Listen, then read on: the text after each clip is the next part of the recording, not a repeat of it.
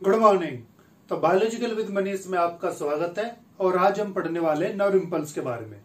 आपको मैं बता दूं कि आपका जो भी नर्वस सिस्टम से रिलेटेड जो भी टॉपिक होता है वो सभी आपके एग्जाम के पॉइंट ऑफ व्यू से काफी इंपॉर्टेंट होते हैं और उसी में से आज एक टॉपिक है नर्व इंपल्स जिसको हम स्टडी करेंगे। तो आपको कोई भी टॉपिक जो आपके नर्वस सिस्टम से रिलेटेड है वो एग्जाम की अगर आप तैयारी कर रहे हैं तो आपको छोड़ना नहीं है। तो चलिए आज की जो वीडियो होती है वो स्टार्ट करते हैं। तो आज हम पढ़ने वाले नर्व इंपल्स के बारे में और उसका ट्रांसमिशन जो है वो भी पढ़ेंगे।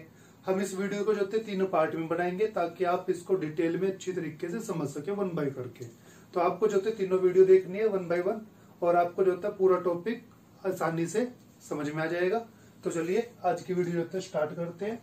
तो नर्व इंपल्स क्या होता है, इसको जानने से पहले हम ये जान लेते हैं कि हमारे पास जो नर्व टिश्यू होते हैं उसकी स्ट्रक्चर कैसी होती है, वो कितने टाइप के होते हैं। क्योंकि बेसिक से स्टार्ट करते हैं तो आप ज्यादा अच्छे तरीके से जो होते हैं समझ पाएंगे। तो नर्व टिश्यू की जो स्ट्रक्चर है, जिसे नर्व फाइबर भी कहते हो आप, नर्व भी कहते हैं, तो उसकी जो स्ट्रक्चर होती है वो आपने 10th क्लास में 12th क्लास में जो होते हैं इजिली बनाई होगी और आपको पता होगा कि इसकी स्ट्रक्चर कैसी होती है।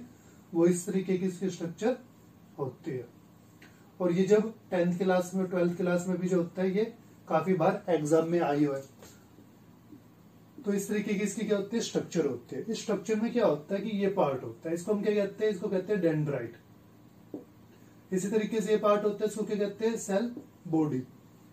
इस पार्ट को हम क्या कहते हैं, एक्सोन। और ये क्या होता है, ये नर्व एंडिंग होता है। तो इस तरीके से आप इसकी स्ट्रक्चर बना देते हो। ये क्या होता है, नर्व, न्यूरॉन जिसे कहते हैं आप। तो ये अपने स्ट्रक्चर के बेस पर क्या होता है, ये अपने स्ट्रक्चर के बेस पर दो तरह का होता है। एक होता है जिसे हम कहते हैं म्यूडुलेटेड नर्व, एक होता है नॉन म्यूडुलेटेड। अब इसका मतलब क्या होता है कि जो म्यूडुलेटेड है इसके चारों तरफ एक लिपिड की क्या प्रेजेंट होती है, लेयर प्रेजेंट होती है इस तरीके से। तो इस को हम क्या कह देते हैं, इसको हम कह देते हैं माइसेलियन शीट और इसको कह देंगे म्यूडुलेटेड नर्व फाइबर। उसके साथ अगर इसके चारों तरफ ये लेयर प्रेजेंट नहीं है तो आप इसको कह देते हो नॉन म्यूडुलेटेड नर्व फाइबर। अब आपको ये जानना है इसमें कि जो म्यूडुलेटेड नर्व फाइबर होता है उसके चारों तरफ माइसेलियन की शीट प्रेजेंट होती है। माइसेलियन क्या होता है, वो फैट का, लिपिड का बना हुआ एक कंपोनेंट होता है। और ये जो हमारी नर्व सेल होती है इसमें इलेक्ट्रिकल चार्ज क्या करता है, रन करता है।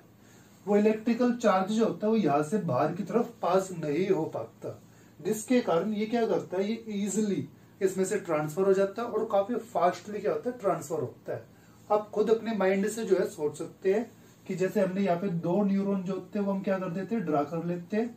अब आप खुद सोच के देखिए, इसके चारों तरफ माइसेलियन शीट प्रेजेंट नहीं है, मतलब यहाँ पे कोई भी लिपिड जो है वो प्रेजेंट नहीं है। और यहाँ पे क्या है, ये करंट आ रहा है और यहाँ पे भी क्या आ रहा है, करंट आ रहा है। और वो करंट यहाँ पे आने के बाद क्या होगा, स्लोली पास होगा और यहाँ पे क्या होगा, फास्टली होगा। क्यों, क्योंकि जब हम एक्शन पोटेंशियल और जो होता है ये रेस्ट पोटेंशियल समझ लेंगे तो आपको पता चलेगा कि यहाँ से क्या हो जाता है, ट्रांसफर भी हो सकता है। और यहाँ पे अगर कोई सीट प्रेजेंट है खासतौर पे लिपिड की, तो वो यहाँ पे क्या होगा, साइडों में ट्रांसफर नहीं होगा। तो कहने का मतलब ये है कि आपका जो करंट आया है वो यहां तक आते आते क्या हो जाएगा, वो काफी कम हो जाएगा, क्योंकि कुछ पार्ट क्या हो जाएगा, यहाँ पे ट्रांसफर हो जाएगा इसका। और यहाँ से जो करंट आया है वो क्या होगा, यहीं से पास होगा और यहीं से क्या होगा, निकलेगा, क्योंकि वो बीच में पास नहीं हो रहा है। एग्जाम्पल के तौर पर आप ये कह सकते हो कि जैसे कि एक आपका न्यूड वायर होता है आयरन का और एक जिसपे प्लास्टिक की लेयरिंग प्रेजेंट होती है। प्लास्टिक की लेयरिंग प्रेजेंट होने के कारण वो करंट को कहीं और पास नहीं करता और करंट जो होता है वो तार में से सीधा हुआ पास आ जाता है। मगर अगर यहाँ पे ये न्यूड होगा तो न्यूड होने पर कोई भी टच करेगा उसे तो करंट उसमें क्या हो सकता है, पास हो सकता है। तो यहाँ पे भी ये लॉजिक जो होता है आप लगा सकते हो। तो ये था, आपको जानना था बेसिक बात, क्योंकि ये बात जो होती है हमारी इसमें यूज होने वाली है, तो आपको बेसिकली जो होता है ये जानना चाहिए। अब हम आगे चलते हैं। एक बात और आपको बता दें, जो क्वेश्चन मतलब कि एग्जाम में इसमें से आ जाता है बेसिक में से, वो ये क्वेश्चन आ जाता है कि जो मिडुलेटेड होता है नॉन मिडुलेटेड जो होता है ये कहाँ प्रेजेंट होते हैं। बॉडी में कहाँ प्रेजेंट होते हैं, ब्रेन में कहाँ प्रेजेंट होते हैं, तो आपको बताना है कि जो ब्रेन है, जो नर्व फाइबर्स है, वहां पे जहाँ पे व्हाइट मैटर प्रेजेंट है, जैसे कि आपने पढ़ा होगा कि हमारी स्पाइनल कॉर्ड जो होती है वो भी ग्रे मैटर और व्हाइट मैटर से मिलकर बनी हुई होती है। हमारे ब्रेन में भी कई जगह पे व्हाइट मैटर और ग्रे मैटर प्रेजेंट होता है। तो आपको बताना है कि जहाँ पे हमारे ग्रे मैटर प्रेजेंट होता है वहां पे नॉन मिडुलेटेड होता है, और जहाँ पे व्हाइट मैटर है वहां पे क्या होता है, मिडुलेटेड होता है। ये ज्यादा फास्टर होता है एज कम्पेयर टू नॉन मिडुलेटेड। तो ये यहाँ पे आपका एग्जाम में आ सकता है कि ये प्रेजेंट होता है, तो ये बात आपको यहाँ पे याद रखनी है। अब इसको रब कर देते हैं। अब आ जाते हैं अपने कि जो नर्व फाइबर हमने बनाया था, ये नर्व फाइबर की प्रॉपर्टी क्या होती है। ये जो नर्व फाइबर हमने ड्रा करा था यहाँ पे, इसकी प्रॉपर्टी क्या होती है, इसकी दो प्रॉपर्टी होती है। ये आपको यहाँ पे क्या करना है, याद रखना है। ये पार्ट जो होते हैं इसके डेंड्राइट होते हैं, जैसे हमने बता दिया था आपको, ठीक है। तो नर्व फाइबर की क्या होती है, प्रॉपर्टी होती है कितनी, दो। एक प्रॉपर्टी होती है ये इलेक्ट्रिकल एक्साइटेबल होते हैं, और दूसरी प्रॉपर्टी क्या होती है, ये कंडक्टिविटी शो कर सकते हैं। इलेक्ट्रिकल एक्साइटेबिलिटी का मतलब क्या होता है कि ये करंट को अपने अंदर जनरेट कर सकते हैं, इंपल्स को अपने अंदर जनरेट कर सकते हैं, और जनरेट करके दूसरी प्रॉपर्टी है, एक तो प्रॉपर्टी होगी जनरेट कर सकते हैं, दूसरी प्रॉपर्टी है कंडक्ट, मतलब इसमें से क्या कर सकते हैं, पास कर सकते हैं। तो ये बात आपको समझ में आ गई होगी। मगर इसमें आपको एक बात और समझनी है कि ये इलेक्ट्रिकल एक्साइटेबिलिटी मतलब इलेक्ट्रिकल करंट को जनरेट कैसे करते हैं। तो आपको याद रखना है कि जो नर्व सेल है, इसको दोबारा से बना देते हैं, क्लियरली आपको समझ में आएगा फिर। तो ये नर्व सेल है, और सेल के चारों तरफ क्या होती है, मेम्ब्रेन प्रेजेंट होती है। तो इसकी जो मेम्ब्रेन है, प्लाज्मा मेम्ब्रेन जो होती है, उस प्लाज्मा मेम्ब्रेन के दोनों तरफ क्या प्रेजेंट होता है, एक पोलैरिटी प्रेजेंट होती है। अगर इस पोलैरिटी में कोई चेंज आएगा किसी स्टिमुलस के कारण, तो यहाँ पे क्या हो जाएगा, वो करंट जनरेट हो जाएगा। इसको भी जो होता है जब हम ट्रांसमिशन पढ़ेंगे उसमें हम आपको एक्सप्लेन करेंगे इजीली। बस अभी के लिए आप ये समझ लो कि जैसे मेरी ये स्किन है और इसमें कोई आयरन की जो नेल में अगर पेनिट्रेट कर देता हूं, तो पेनिट्रेट करने से उस फ्लूइड के चारों तरफ क्या हो जाएगा, केमिकल ग्रेडियंट हो जाएगा। वो केमिकल ग्रेडियंट जो होता है वो यहाँ पे क्या करेगा, इस पोलैरिटी में चेंज लाएगा। वो पोलैरिटी में जब चेंज लाएगा तो वहां पे उसी तरीके का इलेक्ट्रिकल इंपल्स जो होता है वो बनना स्टार्ट हो जाएगा। मगर इसमें काफी बातें भी बीच में हमने छोड़ दी है, तो ये एज ए समराइज करके आपको मैंने बताया। आपको याद रखना कि जब भी हम कोई भी चीज पेनिट्रेट हमारे अंदर करते हैं, या कोई पॉइजन पेनिट्रेट करता है हमारे अंदर, या कोई भी किसी भी तरीके का एक्शन होता है, स्टिमुलस होता है, तो वो क्या कर देता है, वो इस पोलैरिटी में चेंज ला देता है। जब इस पोलैरिटी में चेंज होता है तो उस पोलैरिटी में चेंज होने के कारण वहां पे इलेक्ट्रिकल इंपल्स जो होते हैं वो जनरेट हो जाती है, इलेक्ट्रिकल करंट वहां पे बन जाता है। और दूसरा इसका काम ये होता है कि एक तो जनरेट करता है, दूसरा हमने बताया था कि ये क्या करता है, कंडक्टिविटी करता है। मतलब उसको उसके ओरिजिन से, जहाँ पे उसका ओरिजिन हुआ वहां से उसको जो होता है उसके लास्ट मोमेंट तक क्या कर देता है, मतलब ब्रेन तक क्या कर देगा, पास कर देगा। और ब्रेन जो सिग्नल देगा उसको ब्रेन के ओरिजिन से लेकर जहाँ पे उसका काम होना जाके उसमें क्या कर देगा, उसको ट्रांसफर कर देगा। तो ये बात आपको यहाँ पे क्या करनी है, याद करनी है, समझनी है। उसके बाद चलते हैं और बेसिक की तरफ।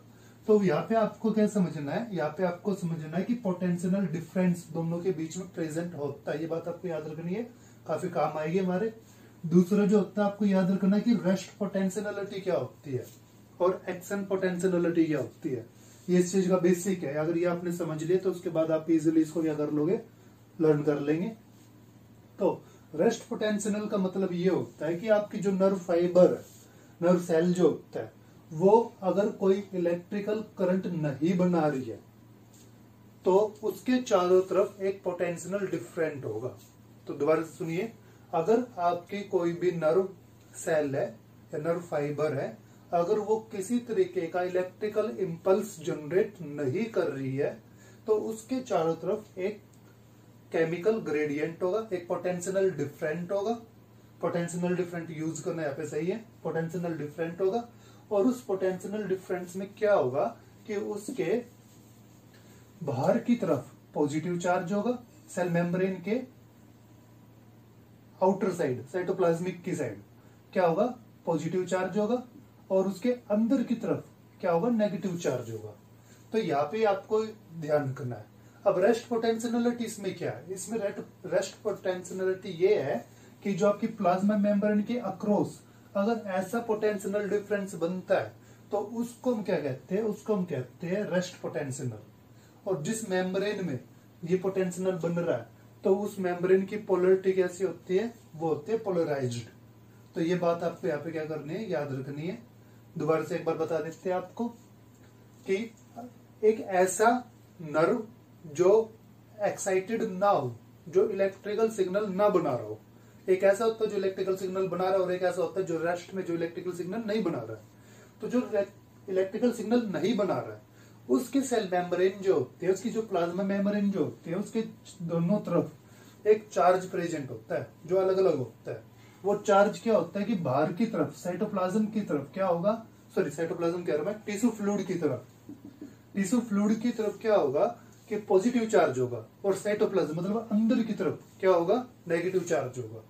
तो अगर ये पोटेंशियल डिफरेंट बनता है तो इस पोटेंशियल डिफरेंस को हम क्या कहते हैं, इसको हम कह देते हैं रेस्ट पोटेंशियल। और किसका, इस मेम्ब्रेन का। और इसमें जो पोलरिटी बनती है वो कैसी होती है, वो पोलराइज्ड कहलाती है। अब बात करते हैं एक्शन पोटेंशियल की। एक्शन पोटेंशियल में आप समझ गए होंगे कि एक्शन मतलब जो आपकी नर्व सेल है, ये नर्व सेल अगर क्या रहेगी, यहाँ पर भी ड्रॉ कर लेते हैं,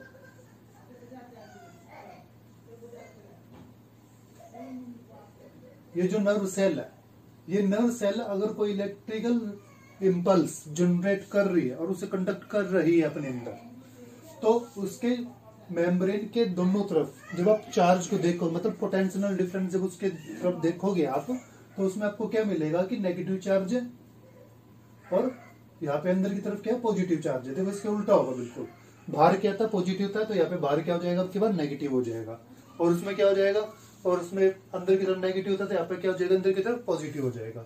तो जब एक्शन पोटेंशियल होगा, जब कोई सेल जो है, नर्व जो है, सॉरी, वो नर्व सिग्नल को ट्रांसफर कर रही है, इम्पल्स जनरेट कर रही है, तो उसके अंदर क्या होगा, उसके अंदर तो पॉजिटिव चार्ज होगा, बाहर की तरफ क्या होगा, नेगेटिव होगा। तो जब एक मेम्ब्रेन के अक्रॉस इस तरीके का पोटेंशियल डिफरेंस जनरेट होगा तो उसे हम क्या कहते हैं, उसे हम कहते हैं एक्शन पोटेंशियल। और वो मेम्ब्रेन कैसी कहलाएगी, वो कहलाएगी डीपोलराइज।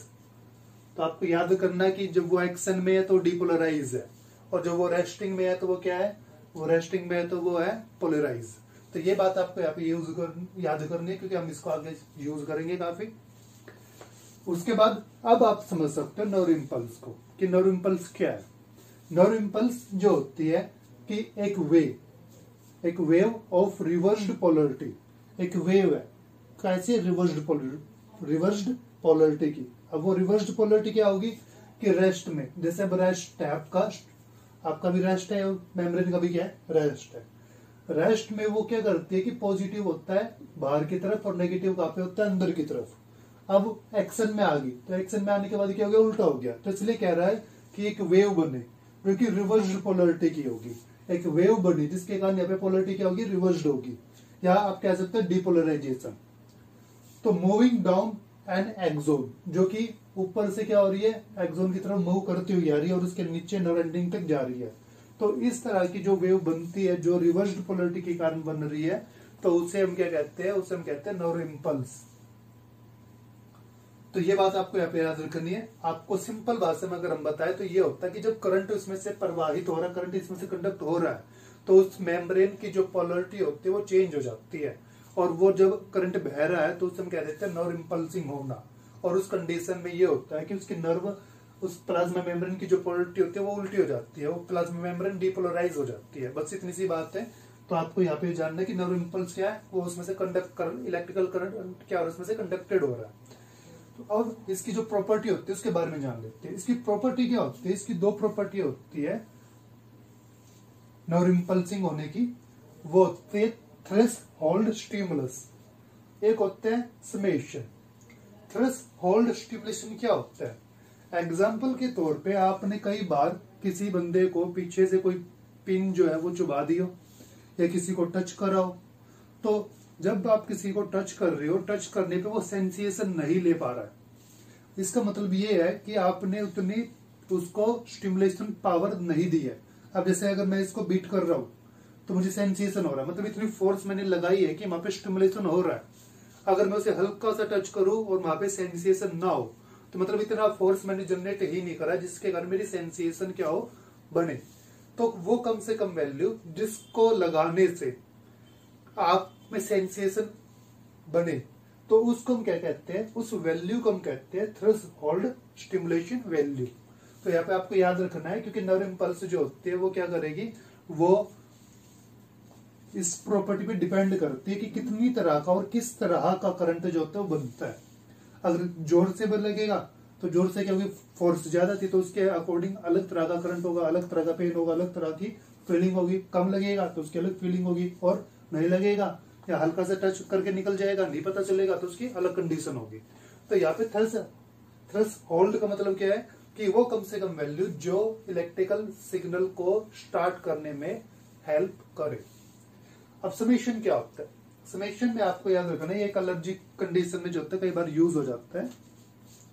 तो आपको ये बताना है कि जो आपकी मेम्ब्रेन है उस पर छोटे छोटे वैल्यूज जो है ना वो यूज हो रहे हैं। जैसे कि मैं इसको हल्का हल्का क्या कर रहा हूँ, इस पे रब कर रहा हूँ और मुझे सेंसेशन नहीं हो रहा, फिर मैंने दोबारा वही से क्या करा, रब करा, फिर भी सेंसेशन नहीं हो रहा, और ऐसे मैंने 10 बार करा।